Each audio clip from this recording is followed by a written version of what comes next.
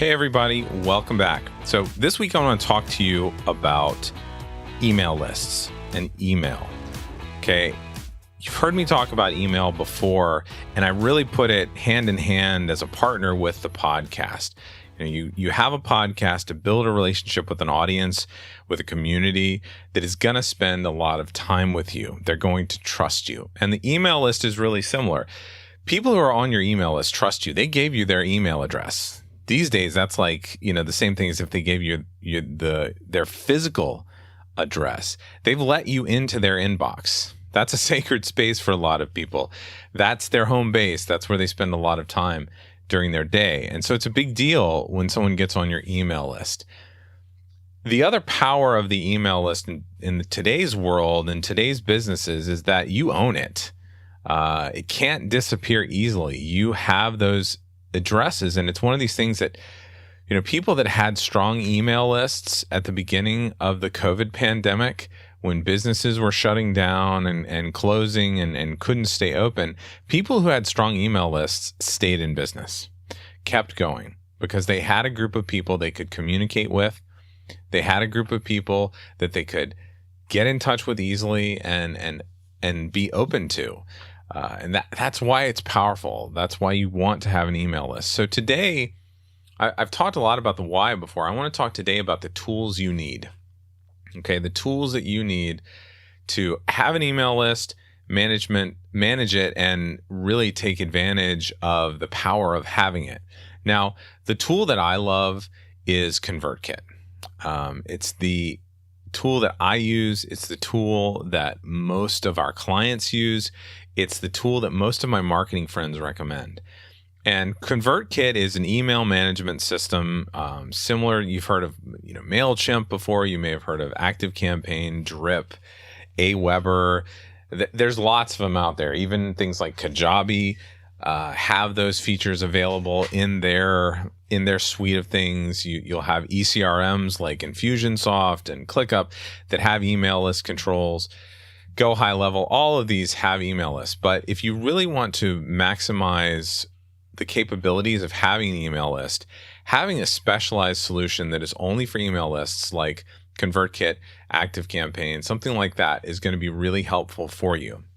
Now, I like ConvertKit because it's pretty inexpensive. For up to 1,000 subscribers, you're only paying $30 a month. And you're getting things like unlimited landing pages and forms that you can create. So you can create one-page websites that are housed in ConvertKit that you can direct people to. And if you have a PrettyLink plugin on your WordPress site or something like that, you can rename that site and redirect people so it can look like a nice, easy site to use. ConvertKit has the normal things like the ability to send email broadcasts. One of the nice newer things that they have is the ability to sell digital products and subscriptions. You can handle a lot of your communication from that. The support is pretty fast and it's pretty nice, and lots of free migration tools from other services. The other thing that's really powerful in ConvertKit is that they have really robust automation for funnels and email sequences. And that's, if you're a power email list user, that's a lot of what you're doing. You're not just sending people a weekly email. Like if you're on my email list, as soon as you join, you get dropped into a welcome automation where you get a bunch of emails from me that teach you some things and talk about what being on the email list is going to be like, and send you videos on how to do this and how to do that with podcasting. It's a great way, it's a great tool to be able to use that automation when you're working in an email list. And it's pretty easy to set up. They're very good. ConvertKit especially has great tutorials for how to set up different email lists, different tags within your email list. So if someone joins through a certain form for a certain event, you can tag them as having come from that event. And then you can communicate with those people. Or if someone buys something or clicks on something in certain emails, you can tag them as having that behavior or having clicked on that thing. And then you can communicate with people in that way. For example, I just did a launch of my membership site and sent emails to my whole list, and then subsequent emails to a subset of those people. And I have now a list of people who clicked on things in those emails. So showed a little bit of interest. They opened the email, they clicked on something. And now I have the ability to continue the conversation with those people. I can send them an email and say, hey, what didn't you like about this? Or what could we add? What could we help with? I can ask questions and I can engage them.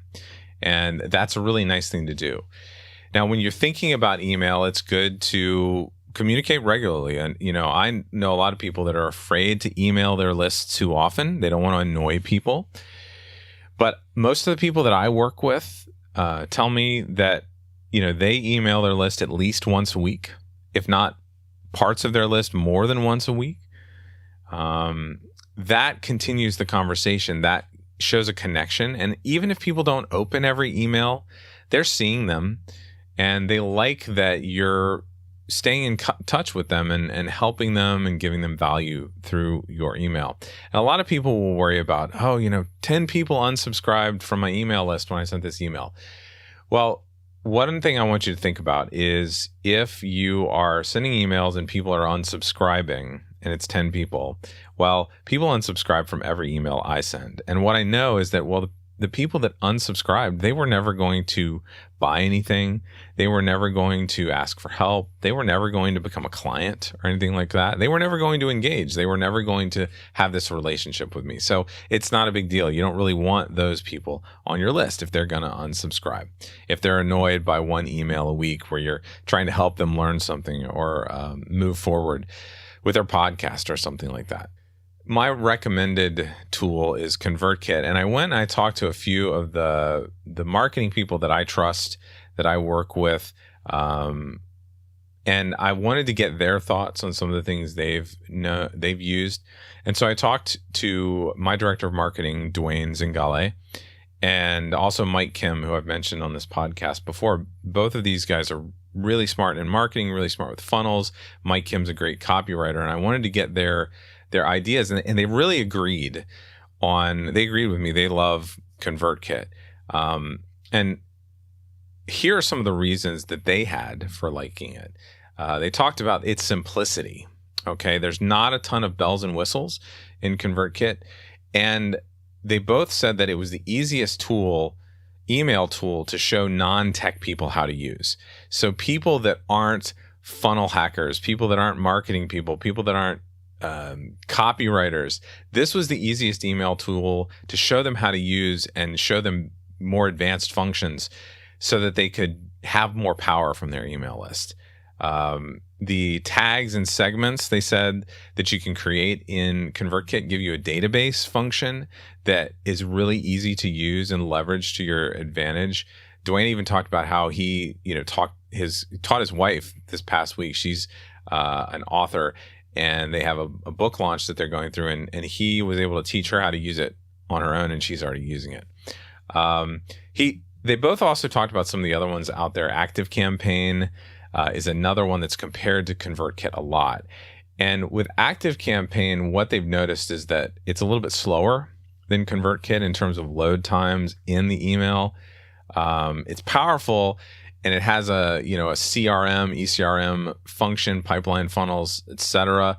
But it's just a little bit slower. It's a little bit clunkier. I know that we have tried to use it with certain clients, and it loses certain features. Like, this is a very power user feature, but in ConvertKit, you can actually upload files that are hosted by ConvertKit and delivered. So if I wanted to deliver a PDF from a landing page, like if someone opts into my list to download a PDF, I can attach that PDF to the form so that as soon as they get an email, they get redirected to a ConvertKit web page that allows them to download the file. Now, you might not think that's a big deal, but what that prevents is I don't have to upload it to Dropbox. I don't have to upload it to like Amazon Web Services for people to download. I don't have to send it to them in some other way. I don't have to have it on my WordPress media library where people could get it for free by doing a Google search. It allows them to get the file without a lot of fuss, and then it's hidden by ConvertKit so that people can't find it easily. Another service that Mike and Dwayne both mentioned was Drip. They said this is probably their other favorite. But recently Drip has made a bunch of changes that are confusing them. So again, they go back to ConvertKit because it's powerful. Automations can get complex and things like that. But it doesn't have all this confusion. There are others out there, Aweber, MailChimp. MailChimp is one of these things that, it's been around forever and it just hasn't kept up with a lot of the new features and powerful features that you have for making money and growing a business through your email list. And things like ClickFunnels and et cetera out there, they're just way too overcome with the stuff that's been added to them over time. A new tool that I'm using with my membership site is called Go High Level. Brand New Funnels is the branding on it. And that has been interesting. But again, in there, it's a wonderful funnel system, but the email list stuff is not powerful yet. So ConvertKit seems to be the one that the marketing people that I know really like. And it's the one they recommend. It's the one I recommend. And one comment that Mike had that really sort of sums it up for me is that until he found ConvertKit, he'd used other things, and he's a power email list user. He's got a very large email list. He emails frequently. The email list is really the center of his business.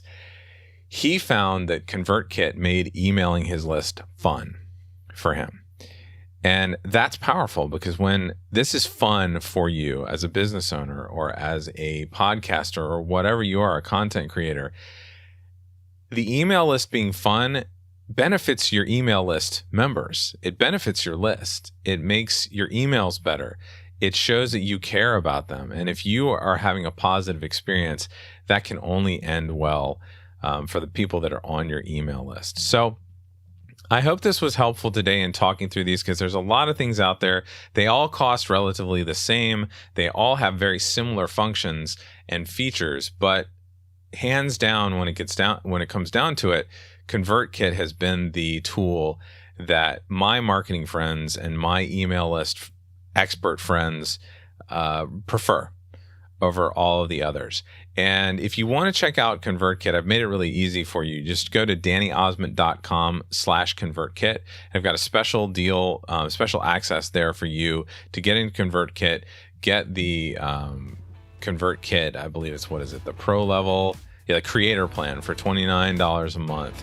And I really recommend that you check it out. So again, that's dannyosmond.com/ConvertKit. So that's it for this week. I hope this has been helpful, and I look forward to seeing you here again next week.